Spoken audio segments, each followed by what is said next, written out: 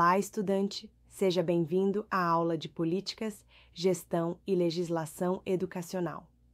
Nesta aula, abordaremos sobre um capítulo fundamental da história educacional amazônica, o movimento dos seringueiros e sua luta pela educação. Vocês conhecem a história de Chico Mendes?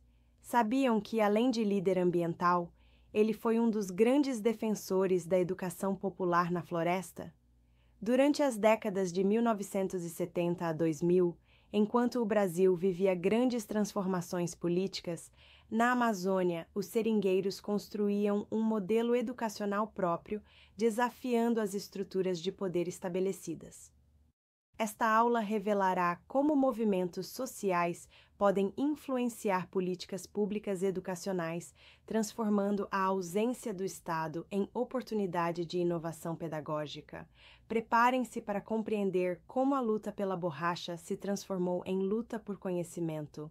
O contexto histórico-político das décadas de 1970 a 1980 foi marcado pela ditadura militar e seus grandes projetos desenvolvimentistas na Amazônia.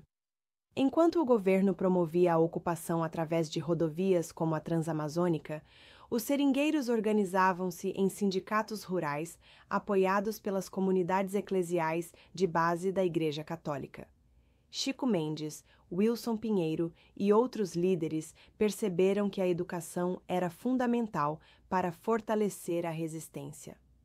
Assim nasceram as primeiras Escolas da Floresta, onde o currículo incluía não apenas alfabetização, mas também conhecimentos sobre direitos trabalhistas, organização sindical e manejo sustentável da floresta.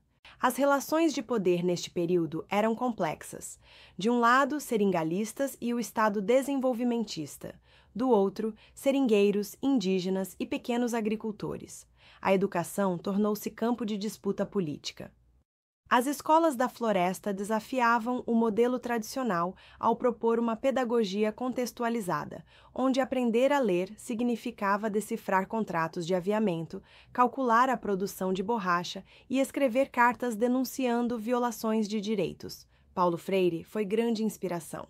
A alfabetização como ato político de libertação ganhou contornos amazônicos únicos.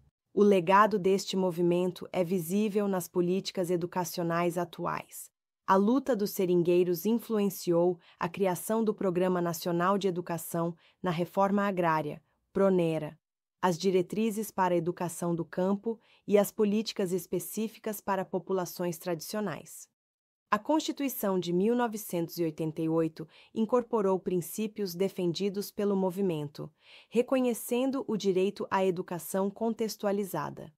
Este exemplo amazônico demonstra como atores sociais organizados podem transformar o campo político educacional, criando alternativas pedagógicas que depois se tornam políticas públicas oficiais. Ao estudarmos o movimento dos seringueiros e as escolas da floresta, compreendemos que as políticas educacionais não surgem apenas de gabinetes governamentais, mas também da luta e organização popular.